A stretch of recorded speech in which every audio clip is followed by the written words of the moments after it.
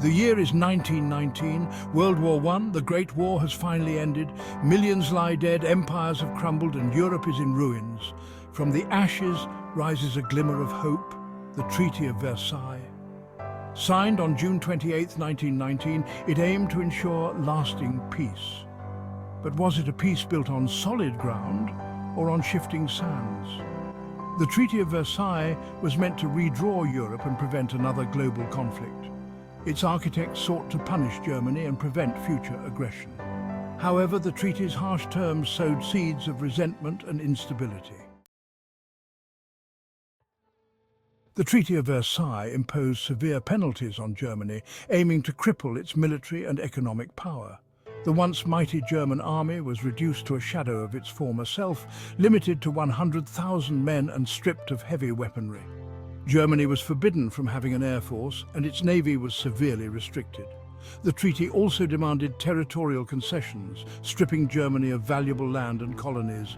Perhaps the most contentious aspect of the treaty was the infamous Article 231, the War Guilt Clause. This clause forced Germany to accept full responsibility for the war and its immense costs. As a result, Germany was burdened with massive reparation payments to the Allied nations, further crippling its economy and fueling resentment among its people. The Treaty of Versailles was negotiated and signed by representatives of the victorious Allied powers, primarily France, Great Britain, the United States and Italy. Woodrow Wilson, the idealistic American president, arrived in Paris with his 14 points, a plan for a just and lasting peace.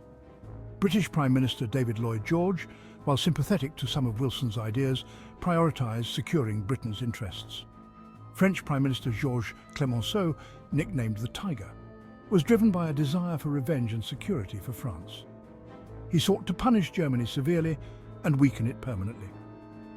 Italy's Prime Minister Vittorio Orlando, while initially a key player, left the negotiations early, frustrated by unfulfilled territorial promises. These conflicting aims and personalities shaped the treaty and its ultimate legacy.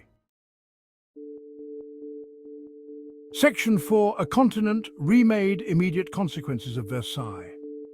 The signing of the Treaty of Versailles had immediate and far-reaching consequences for Europe.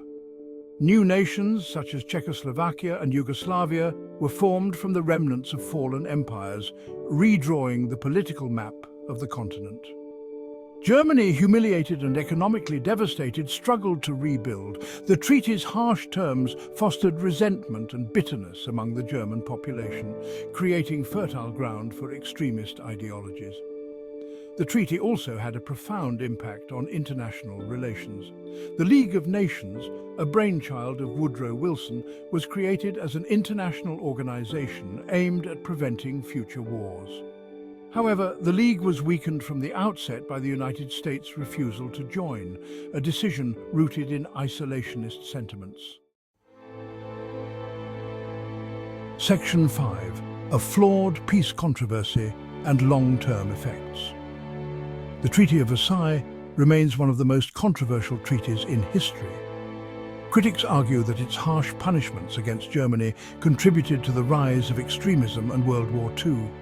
They point to the treaty's failure to address the root causes of the war. Supporters argue it was necessary to punish Germany and deter future conflicts. The treaty's flaws reflect the complexities of the post-war world. It serves as a cautionary tale about the challenges of peacemaking.